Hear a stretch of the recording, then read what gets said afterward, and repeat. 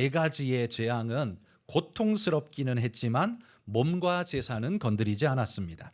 삶이 불편하고 아주 성가시게 하는 그런 측면의 재앙 수준이었죠. 그런데 이 다섯 번째 재앙부터는 애굽인들이 자기 삶의 실제적인 부분을 치고 들어오시는 하나님의 손길을 느끼게 됩니다. 실제적인 피해의 첫 번째는 바로 가축의 재앙이었습니다. 오늘 3절에 보시면 가축, 곧 그러면서 가축 중에 무언지 설명합니다. 말, 나귀, 낙타, 소, 양. 듣기만 해도 굉장히 고가이고 비싼 중요한 그런 재산 목록 1호의 것들이죠.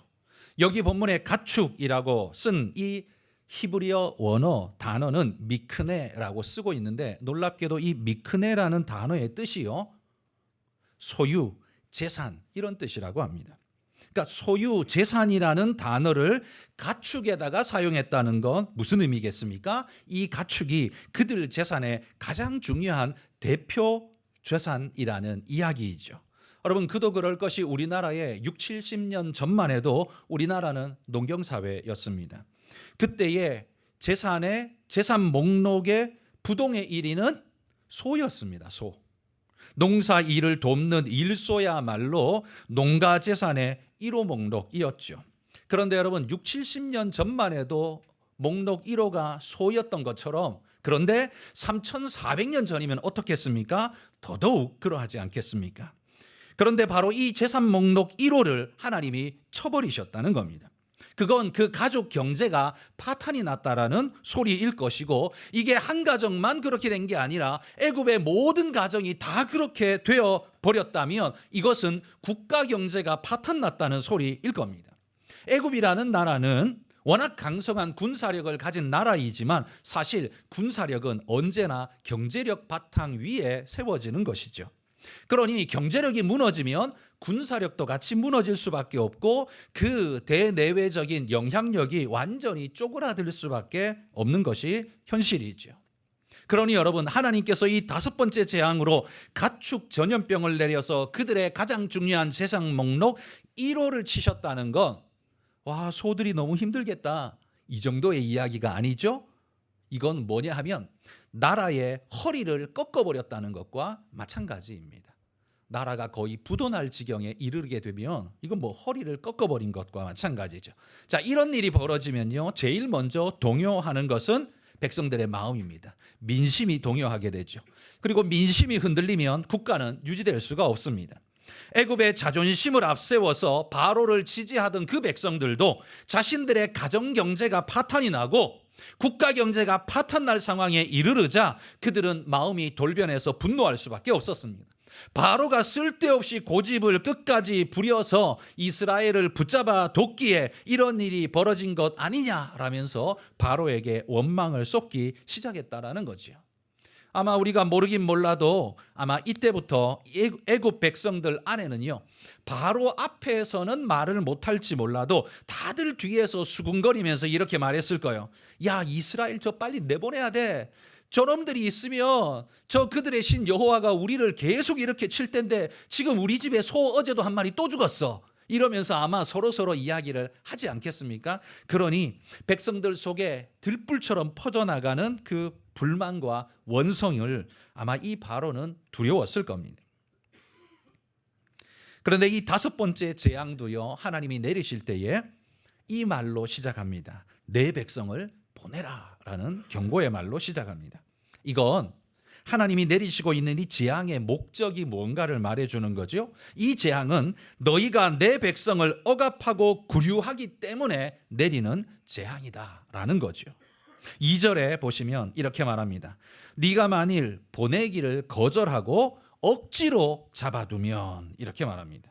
이 재앙은 그들이 억지로 잡아두기 때문에 벌어진 일이라는 거죠. 억지로 뭘 잡아둬요? 이스라엘을. 왜? 종이니까. 그죠?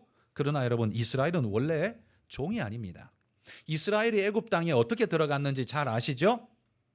야곱의 아들 요셉이 형들에게 팔려서 들어갔지만 거기에서 하나님이 주신 놀라운 지혜를 가지고 그 애굽 땅과 그 일대 모두가 기근으로 죽어갈 위험한 상황을 모면할 수 있도록 나라를 구원하는 구원자의 역할을 합니다.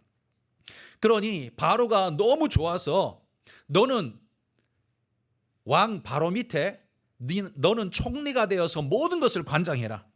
네 말, 네 허락 없이 이 나라에서 진행되는 건 아무것도 없을 거다. 그러면서 그를 총리로 세웠습니다. 그리고는 그 기근을 이겨낸 방편을 요셉이 제시했고 그것으로 애굽이 살아갈 수 있었습니다. 그러다가 애굽 그 기근 2년째 되었을 때 요셉의 가족들이 가나안 땅에서 오려 한다는 소식을 듣고는 바로가 말합니다. 얼른 모시고 와라. 너희 가족들 그래 얼른 모시고 와. 그래서 내가 고센 땅을 너희한테 줄 테니까 거기에서 너희들은 행복하게 살아. 이 요셉의 가족이라면 우리의 구원자 가족이지. 그러면서 기쁨으로 초대해서 데리고 왔습니다. 그러니 여러분, 이스라엘이 애굽에 들어간 건 종으로 들어간 게 아니에요. 초대받아간 구원자의 가족으로서 들어간 겁니다. 그런데 시간이 점점 흘러가면서 시간이 좀 흘렀다고 자국민이 아닌 이민자라고 해서 차별을 겪으면서 강제로 고통 속에 던져지며 종이 되어버린 겁니다. 그러니까 처음부터 애굽이 불법적인 강금과 폭행과 억압과 구류의 죄로 이스라엘을 억압하고 있었다는 거죠. 잘못된 일, 아주 불법한 일을 저질렀다는 거예요. 만약에 그들이 이스라엘을 억압하고 종살이 시켰던 그것을 보상으로 값을 준다면 얼마를 줘야 될까요? 수백 년 동안의 종살이를 값으로 주려면 얼마나 줘야 될까요? 아마 그 당시에 있었던 애굽의 모든 재물을 싹 다 끌고 줘도 아마 모자랄 지경이었을 겁니다. 그런데 하나님은요, 값을 내라고 말하는 게 아니라 뭐라고 말해요? 보내주기만 해라 라고 말하는 겁니다. 보내기만 해라 라고 말하는 거예요. 그런데 바로가 이걸 하지 않습니다. 왜 안 보내줘요? 왜냐하면 그 당시 종들은 전부 노동력, 공사판의 인부들, 모든 공사들을 그들이 다 했거든요. 그러니까 중요한 노동력이었습니다. 한마디로 수입이었죠. 바로가 생각할 때 아니 이 노동력을 다 내보내고 나면 우리는 경제가 폭망하는데 그럼 못 내보내는 거죠. 그러나 이 바로의 계산법은요, 처음부터 잘못됐습니다. 아까도 말했지만 이스라엘은 종이 아니에요. 그런데 종으로 부리고 있는 거죠. 처음부터 이건 불법한 일이었습니다. 적법한 이스라엘에 대한 기준선이 또 따로 필요했어요. 그건 종이 아니라 이스라엘은 애굽의 구원자 백성이라는 바로 거기가 역사적 사실이고 거기서부터 이야기가 돼야 하는데 바로는 자기가 태어날 때부터 이스라엘은 종이었으니까 종이다라는 생각으로 지금 계산하고 있는 거죠. 그러니 못 보내는 겁니다. 그러자 하나님께서 이 다섯 번째 재앙으로 치시겠다고 경고하는 거예요. 네가 내 백성을 계속해서 구류하고 괴롭게 한다면 나는 네 가축을 치겠다. 이게 다섯 번째 재앙이었습니다. 아마 바로는 이스라엘이 점점점 두려웠을 겁니다. 왜? 앞에 네 번의 재앙을 겪으면서요, 확실히 깨달았거든요. 고집으로 버티고 있기는 하지만 얼마나 무서운지 알고 있거든요. 그런데 다섯 번째 재앙을 지금 내린다고 하니 떨립니다. 그렇지만 바로의 고집은, 애굽의 자존심은 그걸 허락하지 않아서 계속 고집을 부리고 있는 겁니다. 그러니 재앙이 아니 내릴 수가 없는 것이죠. 자, 여기서 우리가 지난주에도 한번 생각해 봤지만 우리가 꼭 잊지 말아야 할 중요한 한 가지가 있습니다. 성경이 땅이라는 개념을 열 재앙을 이야기하면서 계속 강조한다는 겁니다. 5절에 한번 보시면 여호와가 내일 이 땅에서 이 일을 행하리라 라고 말하고, 9절에도 보면 그 재가 애굽 온 땅에 티끌이 되어 애굽 온 땅의 사람과 짐승에게 붙어서 악성 종기가 생기리라 이렇게 말합니다. 하나님이 지금요 애굽 땅에 저주를 쏟아붓고 계시다는 개념이 명확하게 지금 부각되고 있는 거죠. 어디다? 애굽 땅에 붙고 있다는 거예요. 그러니까 애굽 사람들은 그 땅이 나일강의 축복으로 풍요와 영광과 번성의 땅이라고 자평했지만 그런 그 땅을 하나님이 저주하시면 그 땅은 저주의 땅이 될 수밖에 없다는 사실을 하나님이 애굽 그들에게 보여주고 있는 거예요. 땅이 그들에게 풍요를 줘도 하나님이 허락지 않으시면 그거 불가능하다는 걸 보여주고 있는 거예요. 그런데 애굽인들이 아니라 이스라엘에게는 뭘 보여주는 겁니까? 이스라엘에겐 이걸 보여주는 겁니다. 야, 애굽 땅은 너희를 살리는 땅이 아니야. 하나님의 저주받은 땅이야.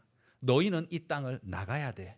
내가 너희를 약속의 땅으로 이끌 거야. 하나님께서 그들을 그렇게 불러내며 이스라엘 백성들로 하여금 더 이상 애굽에 머물고 싶은 생각이 들지 않도록 점점 만들어 가시는 거죠. 더 이상 미련을 가지면 안 된다는 거예요. 그리고 애굽인들에게도 이렇게 느끼게 하는 거죠. 저 이스라엘 사람 계속 붙잡고 있으면 우리 애굽 땅은 완전히 망하게 된다. 빨리 내보내야 한다. 이 생각. 그러니까 애굽 이스라엘 백성도 나가려고 합니다. 하나님도 나가라고 합니다. 그리고 애굽 백성들도 저 이스라엘 내보내야 된다고 말합니다. 누구만 붙잡아요? 오직 바로 한 사람만 끝까지 고집을 부리고 있는 거죠. 그러니까 애굽이 그렇게 초토화되도록 재앙을 당한 건 누구 때문이라고요? 바로 때문이라는 이야기입니다. 하나님께서 이스라엘 백성에게 그들을 인도할 약속의 땅을 바라보도록 지금 그렇게 만들고 있는데요. 이 약속의 땅에 대해서 성경이 특징적으로 이렇게 말합니다. 젖과 꿀이 흐르는 땅이다. 이렇게 말하죠. 그런데 여러분도 알다시피 가나안 땅이 어디 젖과 꿀이 흐릅니까? 우리가 보기에는 말 그대로 사막 같고 황량한 땅 아닙니까? 그렇죠? 근데 거기가 젖과 꿀이 흐르는 땅이래요. 사실 우리 입장에서는 동의가 잘 안 됩니다.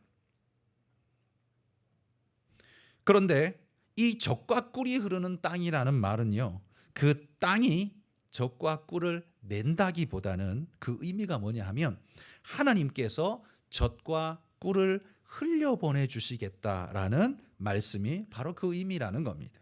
그러니까 이 젖과 꿀이 흐르는 땅이라는 건 땅 자체가 우리에게 뭔가를 많이 준다기보다는 하나님께서 젖과 꿀을 흘려보내 주시겠다는 약속을 지금 하고 계신 거예요. 그렇다면 여러분, 하나님이 없으면 젖과 꿀이 흐르는 약속은 성립이 됩니까? 안 됩니까? 안 되는 거예요. 하나님이 없으면 이스라엘은 그 땅에 살아도 젖과 꿀이 흐르는 땅을 살 수가 없는 거예요. 그러니까 여러분도 기억하십시오. 젖과 꿀은 그 땅이 주는 게 아니라요, 사실은 하나님이 주시는 거다라는 사실을 잊지 마십시오. 그럼 여러분의 직장은 젖과 꿀이 흐르는 직장입니까? 여러분, 우리 연봉이 얼마쯤 되면 젖과 꿀이 흐르는 직장이 될 수 있을까요? 1억 이상. 예, 연봉이 전부 다 1억 이상 되면 우리는 젖과 꿀이 흐르는 세상을 살아갈 수 있을까요?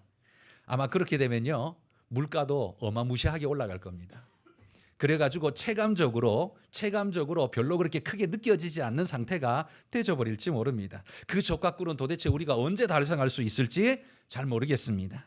그래서 어찌 보면 젖과 꿀이란 인간 우리의 입장에서 보면 도달할 수 없는 시지프스의 신화와 같은 허상이 아닐까 이런 생각이 듭니다. 사실 여러분, 조선시대 사람이 지금 우리가 살고 있는 모습을 본다면 이거 뭐 왕보다 잘 먹고 왕보다 잘 살잖아요.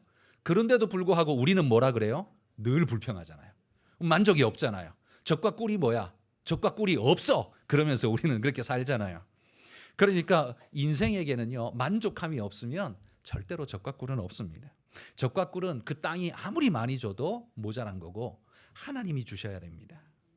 여러분, 젖과 꿀은 그런 의미에서요, 하나님이 말씀하시는 이 젖과 꿀은 땅이 내는 게 아니라 하나님이 주시는 거라는 사실을 기억하시기 바랍니다. 애굽 땅도 나일강의 축복으로 풍요와 번성을 누리는 것은 사실이지만 하나님이 탁 막으시는 순간 어떻게 해요? 모든 것이 끝나버렸습니다. 모든 저주가 부어지는 땅이 되고 말았습니다. 곡소리만 나는 그런 땅이 되어버렸다는 거예요. 여러분, 젖과 꿀은 여러분의 직장이, 여러분의 연봉이, 여러분의 능력이 가져다 주는 게 절대 아닙니다. 하나님이 주시는 겁니다. 그렇다면 여러분, 젖과 꿀이 흐르는 직장에는 누가 갈 수 있을까요? 그런 직장은 도대체 어디 있을까요? 여러분, 젖과 꿀이 흐르는 직장은 가는 게 아닙니다. 만드는 겁니다. 하나님이 주인 되시고 하나님의 사랑의 법이 통치하는 직장이 될 수 있도록 우리가 그걸 만들어 갈 때, 그때 하나님의 은혜가 거기에 부어지게 되는 겁니다. 여러분이 여러분 직장 생활하면서 여러분의 직장 경영 철학, 여러분이 오너라면 그 경영 철학으로, 혹은 여러분이 사원이라면 어떻게 직장의 바른, 성경적인 바른 직장관을 가지고 섬길까를 돌아보셔야 합니다. 십자가의 사랑으로 내가 이 직장에서 무엇을 어떻게 할 수 있을까를 돌아봐야 합니다. 그래서 직장은 그냥 돈 버는 곳이라고만 생각하니까 늘 힘들고 어렵고 짜증나고 불평스럽고 그렇습니다. 근데 그게 아니라 하나님의 은혜가 흐르는 곳이 되고 적과 꿀이 흐르는 곳이 된다면 다르게 보이지 않겠습니까? 여러분, 다니엘 기도에 제가 지난주에도 말씀드렸습니다만 5일차 간증, 향기 내는 사람들 대표이신 임정택 대표가 간증한 내용, 여러분 들어보신 분들도 아마 있으실 텐데요. 젊은 분들은 우리 꼭 들으시기를 부탁드립니다. 그분은요, 회사를 설립하는데 설립의 이념과 운영 철학을 하나님의 말씀에 기초해 뿌리박고 그 회사를 만들기 시작했습니다. 그렇게 하다 보니 그곳이 적과 꿀이 흐르는 직장이 되었습니다. 그걸 우리에게 간증해 줬잖아요. 돈을 많이 벌어서 적과 꿀이 흐르는 게 아닙니다. 은혜가 흐르는 직장이 되니까요. 그 직장이야말로 진짜 적과 꿀이 흐르는 곳이 된 거예요. 여러분, 저는 그분의 간증을 듣기 전까지 장애인들로만 모아서 직장을 꾸린다, 회사를 만든다 상상도 안 해봤습니다. 물론 한 2명, 3명이 그냥 가내 수공업으로 비누 만들고 뭐하고 이런 건 많이 해요. 그 정도는 할 수 있지만 그게 아니라 번듯한 기업을 이루는 직장을 오직 장애를 가진 분들만으로 사원을 모아서 그렇게 직장을 꾸려간다? 저는 이거 상상도 못 해본 일입니다. 그런데 그게 가능하더라고요. 그분이 그게 가능하다는 걸 보여줬어요. 여러분, 육체적, 정신적, 심리적 장애를 가지고 있는 그분들, 그분 스스로도 그 제약 때문에 힘들지만 사회에서도 그 제약 때문에 그들을 멀리하고 직장으로 써주지 않고, 그러면 그분들은 아무 일도 할 수 없고 이 핸디캡이 있으니까 남들보다 더 잘하지도 못하지만 써주지도 않으니까 자신의 존재 자체가 무너지고 가정에서는 마치 짐처럼 되어지고, 그게 느껴진다면 본인도 힘들고 가족도 힘든 이런 일이 자꾸만 쌓여가겠죠. 그런데 그 직장이 그들을 불러내어서 직업교육을 시키고 또 아주 세밀하게 성실하게 그분들이 그 일을 잘하니까 그 회사가 또 성장하면서 더 많은 그런 장애인들을 불러서 함께 사역하는 직장이 되게 했을 때 상상해 보십시오. 그분들이 인간의 존재의 의미를 참 많이 잃어버렸던 그 시절과, 그러나 돌이켜 직장에서 얻게 되는 가치와 의미를 발견하게 될 때 삶이 어떻게 바뀌었을까요? 어마어마하게 바뀌지 않았을까요? 그들이 남들보다 돈을 많이 벌어서 적과 꿀이 흐르는 직장이 아니라 삶의 의미와 가치가 살아나고 존재의 의미가 살아나는 그곳이 된다면 거기야말로 적과 꿀이 흐르는 곳이 되지 않겠습니까? 이 회사를 누가 어떻게 만들었어요? 하나님의 마음으로, 하나님의 관념으로 만들었더니 그게 가능하더라는 거예요. 여러분, 우리의 자본주의 기본 개념 원리로 직장은 뭐예요? 직장은 돈 벌기 위해 존재하는 것입니다. 이윤 창출이 직장의 모든 이유입니다. 그거 안 되면 의미가 없어요.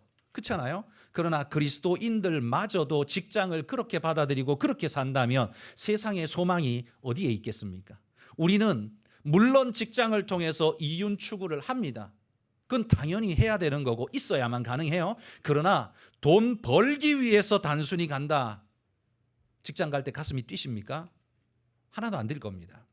오늘 또 뭘 해서 벌어먹고 살지 걱정과 근심거리가 잔뜩이실 겁니다. 그런데 여러분, 오히려 돈 벌기 위해 간다가 아니라 하나님의 은혜를 누리러 간다, 하나님의 은혜를 흘려보내러 간다라고 한다면 여러분이 직장 가는 사명이 달라지지 않을까요?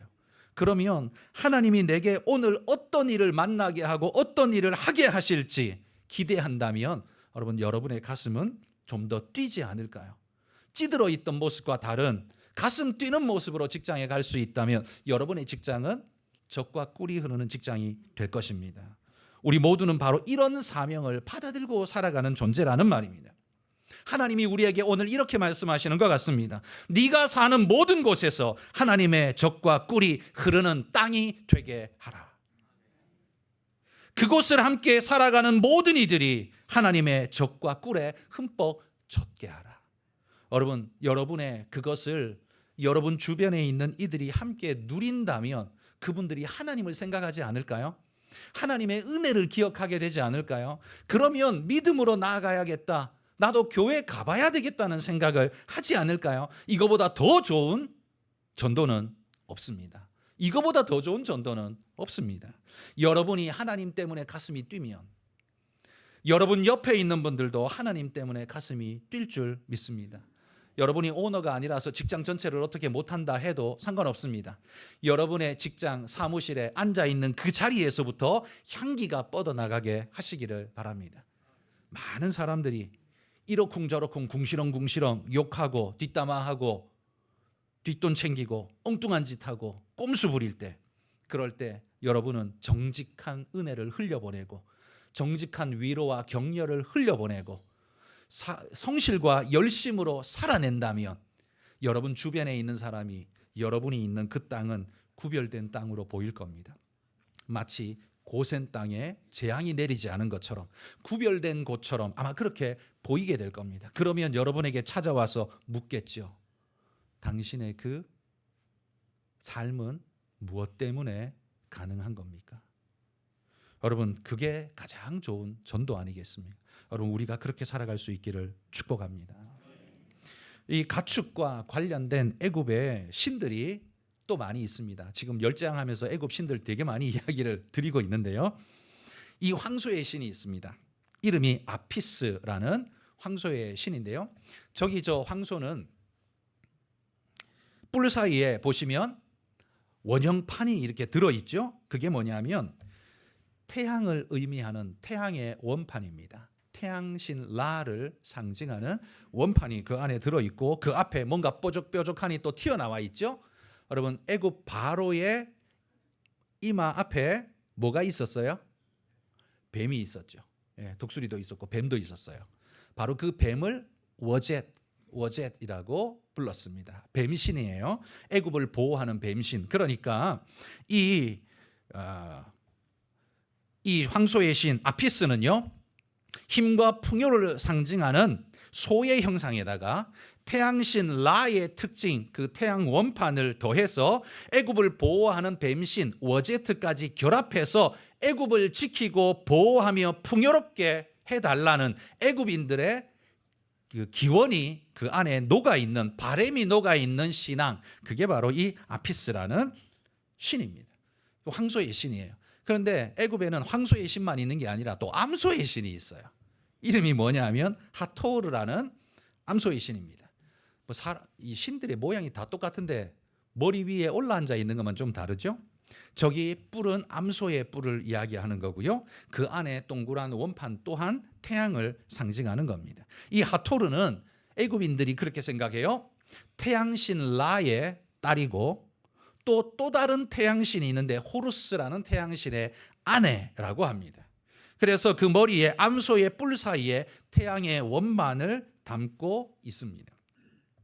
이처럼 애굽에는요, 황소의 신 아피스, 암소의 신 하토르가 그들을 보호하고 지킨다고 믿었어요. 황소의 신이면 황소, 가축, 소를 좀 잘 지켜줘야 되는데 하나님의 전염병 재앙을 내릴 때 여러분, 애굽의 이 아피스 신을 섬기는 자들, 숭배자들이 자기 집에 가축이 병들었을 때 아피스 신에게 도와달라고 기도했을까요? 안 했을까요? 당연히 하지 않을까요? 이 하토르 신을 섬기는, 암소를 섬기는, 하토르 신을 섬기는 숭배자들은 자기 집에 암소가 병들었을 때 하토르에게 기도하지 않았을까요? 당연히 기도했을 겁니다. 그런데 어떻게 해요? 아무 효험이 없죠. 마치 갈멜산 위에 바알과 아세라의 850명의 제사장들이 자기의 신에게 구하는 것처럼 구했지만 아무 능력이 안 나타난 것과 마찬가지였습니다. 그들은 하나님의 재앙에서 결코 벗어날 수가 없었습니다. 왜냐하면 그 신은 다 가짜거든요. 허상이거든요. 그들의 바램을 투영해서 신을 만들었을 뿐입니다. 그래서 만들어진 신이라는 말도 있지 않습니까? 이거야말로 만들어진 신입니다. 아마 애굽인들은 자기 신이 가짜라고 생각하기보다는 이스라엘의 신이 더 강하다라고 아마 이렇게 받아들였을 것 같아요. 무엇이 됐든 어찌 됐든 이 재앙은 하나님의 전능하심을 나타내는 가장 좋은 기회가 되었습니다.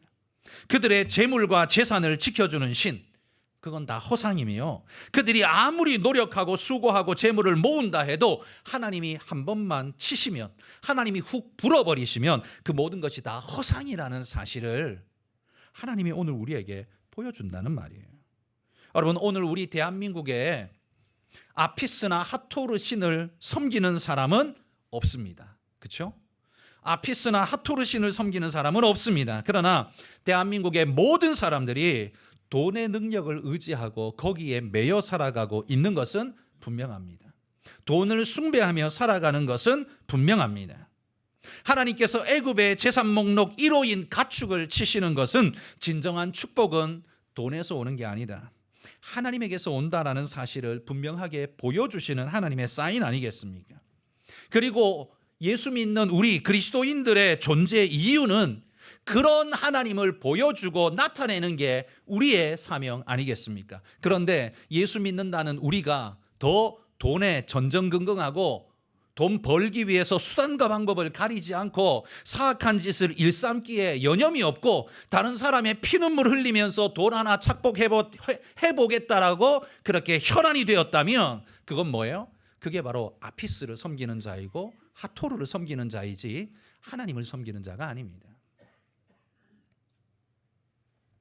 여러분, 우리는 우리 스스로를 돌아보며 돈 벌어야 한다라는, 그래야 먹고 산다라는 당위성 속에 자기를 감추면서 자신의 끝없는 욕망과 죄악을 뿜어내는 것의 정당성을 거기에다가 더하지 마시기 바랍니다. 세상 사람들은 그렇게 살아요. 그러나 그리스도인들은 그렇게 살면 안 됩니다. 왜냐하면 우리가 믿고 따르는 하나님은 그런 분이 아니기 때문입니다. 우리가 만약에 그런 식으로 산다면 세상 사람들은 다 이렇게 말할 겁니다. 예수 믿어봐야 별 것 없네, 교회 다녀봐야 쓸모없네, 다 그렇게 말할 겁니다. 오늘 교회가 욕먹는 이유도 다 그 때문 아니겠습니까? 여러분, 우리에게 돈이 필요 없는 건 아닙니다. 꼭 필요합니다. 열심히 사셔야 합니다. 그러나 정직하고 바르게. 우리는 주님을 믿는 사람들이지 아피스나 하토르를 믿는 사람들이 아닙니다. 그러니 주님 닮은 모습을 나타내는 우리 성도님들이 되시기를 축복합니다. 이 5번째 재앙에도요, 바로는 완악함을 풀지 않았습니다. 백성들의 원망이 높아짐에도 불구하고 끝까지 버텼습니다. 그러자 하나님이 6번째 재앙을 그들에게 내립니다. 모세에게 이렇게 명령해요. 화덕의 재 2움큼을 가지고 바로의 목전에서 하늘을 향하여 날리라, 이렇게 말합니다. 그러자 애굽 땅 모든 곳에서 악성 종기가 사람에게, 가축에게 막 생겨나는 겁니다. 마치 욥이 돼버린 것 같습니다. 곳곳에 종기가 생겨나서 피 터지고 냄새나고 고름이 진물이 나고 생난리를 펴게 되는 거죠. 생각해 보십시오. 얼마나 끔찍했겠습니까? 여러분, 1재앙부터 4재앙까지는 불편함의 재앙이었습니다. 5재앙 가축의 전염병 재앙은 재산에 심대한 피해를 주는 재앙이었습니다. 6번째 재앙은 그들의 육체를 치시는 하나님의 재앙이었습니다. 보십시오. 점점 강도가 세지고 있지 않습니까? 하나님의 칼날이 점점 바로 속으로 깊이 들어가고 있는 것 같은 모습을 보여준다는 거예요. 계속 고집 부리면 어떻게 해요? 이 칼날이 더 계속 들어간다는 걸 말하는 겁니다. 8절에 보면 화덕의 재를 가지고 뿌리라고 말하는데요. 우리 오늘 개역 개정 성경은 화덕이라고 말하는데 옛날 개역 한글판 성경에는 풀무라고 이렇게 이야기를 합니다. 풀무. 여러분, 화덕 그러면 뭐가 떠올라요? 네, 가정집에서 쓰는 그런 게 떠오르죠. 풀무 그럼 뭐가 떠오릅니까? 그냥 개인 집에 쓰는 걸 풀무라고 보통 말하기보다는 풀무불 그러면 기업에서 쓰는 좀 큰, 그죠? 쇠를 녹이는 이런 것들을 우리가 풀무라고 이야기를 많이 하죠. 그러니까 풀무라고 하면 머릿속에 좀 크고 그런 것들, 기계기 같은 공장 같은 게 먼저 생각나고, 화덕 그러면 작은 가정집이 먼저 생각납니다. 그런 의미에서 저는 풀무라는 말로 여러분에게 이야기를 하고 싶습니다. 이 풀무가 이스라엘과 어떤 관계가 있을까요? 이스라엘은 평생 동안을 그 풀무불 앞에서 진흙을 이겨 벽돌을 만들고 벽돌을 구웠습니다. 그 풀무는 바로 애굽이 이스라엘을 극악하게 쥐어잡던 바로 그 현장이 그 풀무의 현장이라는 말이에요. 그런데 하나님께서 그 풀무의 현장에 제 두 움큼을 뿌림으로써 애굽이 완전히 악성 종기로 뒤덮게 만들어 버렸습니다. 이스라엘을 괴롭게 하던 그 재료를 오히려 하나님은 애굽을 괴롭게 하는 재료로 만들어 버렸다는 거예요. 한마디로 이거죠. 바로야, 네가 내 백성을 괴롭게 하면 나는 네 백성을 괴롭게 하리라. 마치 그렇게 말씀하시는 것 같다는 말이에요. 그런데 이 종기가요, 모든 애굽 사람들에게 내리는데 성경의 11절에 보시면 특별히 요술사들도 이 악성 종기에 걸렸다고 이야기를 하고 있습니다. 뭐 다 걸렸으면 당연히 요술사들도 걸렸겠죠. 뭐 당연한 이야기 같은데 왜 이 부분을 강조할까요? 왜냐하면요, 이 요술사들, 이들은 마술과 치료의 여신 이시스를 섬기는 한마디로 제사장들이었습니다. 이시스 여신도 한번 보시면 사실 똑같이 생겼어요. 머리에 올라앉아 있는 거, 쓰고 있는 것만 다릅니다. 저 머리에 쓰고 있는 게 뭐냐 하면 왕좌를 상징하는 것입니다. 보좌, 왕의 보좌를 머리에 쓰고 있는데 저 신이 치료의 신이었대요. 그리고 애굽 왕 바로 옆에 있는 술사들이 바로 저 치료의 여신 이시스의 종들이라면, 치료의 여신의 종들이라면 지금 이 악성 종기가 발생했을 때 이들은 뭘 해야 됩니까? 치료해야죠. 왜? 치료의 신의 대리자니까 당연히 이 모든 질병을 물리치고 치료해야 되는 게 마땅합니다. 그런데 그들은 할 수 없었다는 사실을 강조하고 있는 거예요. 아무리 그들이 치료의 신을 믿어도 섬겨도 치료의 신이 치료해 줄 수 없을 만한 강력한 하나님의 능력이 그들 위에 쏟아부어졌다는 걸 이야기하는 거죠. 하나님의 능력은요, 이시스가 감히 막을 수도 흉내낼 수도 없는 강력함이었다는 사실을 애굽인들에게 완전히 각인시켜주고 있는 겁니다. 그뿐만 아니라 여기서도 동일하게 이스라엘에게는 이 재앙이 비켜갔다고 말합니다. 이건 뭘 말해요? 지난주에 말한 것처럼 하나님이 이스라엘을 이렇게 보호하고 계신 거예요. 그 어떤 것도 침투하지 못하게, 악한 것이 넘보지 못하게 보호하고 계신 거예요. 뿐만 아니라 이건 또 무엇을 이야기하냐면 이 재앙이 누구로부터 왔는가를 선명하게 보여줍니다. 이스라엘의 하나님에게서부터 왔기 때문에 이스라엘에게는 하나님이 절대 내리시지 않고 보호하시고 대적자 바로와 그의 나라 애굽에만 지금 내리고 있다는. 그럼 애굽 백성들이 생각할 때 이스라엘만 멀쩡하고 자기들만 이렇게 고통당하니 이 재앙이 누구에게서 왔다라고 애굽인들이 생각했을까요? 당연히 이스라엘의 신에게서 왔다라고 생각할 수밖에 없는 겁니다. 바로 이것이 하나님의 또한 목적이었겠죠. 하나님의 하나님 되심을 그들에게 알리는 겁니다. 하나님이 구별하신 백성은 모든 재앙에서 제외되는구나라는 걸 애굽인 모두가 보고서 깨달아 알게 된 거예요. 점점 하나님을 이제 알아가기 시작하는 겁니다. 여러분, 오늘 우리가 살펴본 5번째 재앙, 가축 전염병 재앙과 6번째 재앙, 이 악성 종기의 재앙은 마치 하나님이 바로의 옆구리에 칼을 쿡 찔러 넣으시는데 점점 더 깊이 집어넣고 계신 모습을 보게 됩니다. 그런데 이 칼날 끝이 절대로 이스라엘에게는 닿지 않도록 조절하고 계시는 하나님의 손길을 우리가 볼 수 있다는 거죠. 여러분, 하나님을 대적하는 자는 시간이 가면 갈수록 더 깊은 수렁과 재앙에 빠져들 수밖에 없다는 걸 알아야 합니다. 자기가 혼자 뭐 돈 많이 벌고 어떻게 하고 뭐 꼼수를 부리고 하면 더 잘 살 것 같죠.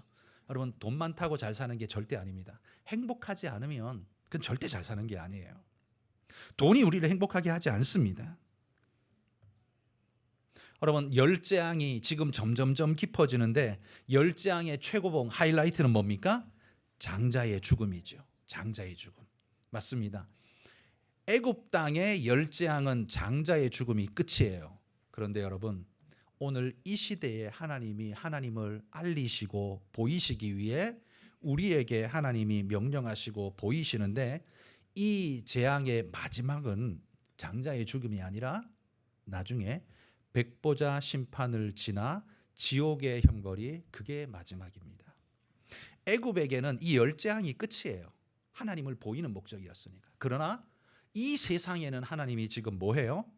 하나님의 하나님 되심을 계속 보여주고 알려주는데도 불구하고 바로처럼 끝까지 거부하면 끝에는 어떻게 돼요?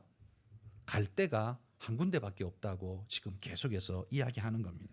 여러분, 하나님을 거역하고 밀어내면 계속 이런 어려움이 나섭니다.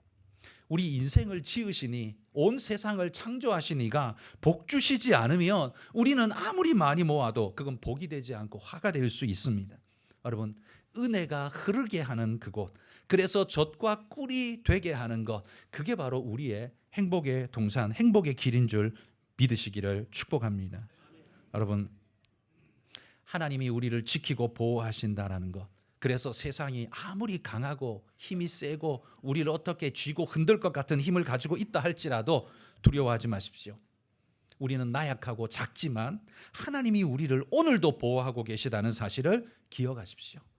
애굽 왕 바로가 저렇게 설쳐되어도 이스라엘을 손댈 수 없었던 것처럼 오늘도 여전히 하나님의 우리를 보호하시는 손길은 여전히 멈추지 않는다는 사실을 기억하고 그분께 내 삶을 맡기고 여러분 믿음으로 당당히 젖과 꿀이 흐르는 땅으로 만들어 가시는 그런 믿음의 일꾼들이 다 되시길 주의 이름으로 축복합니다. 기도하겠습니다.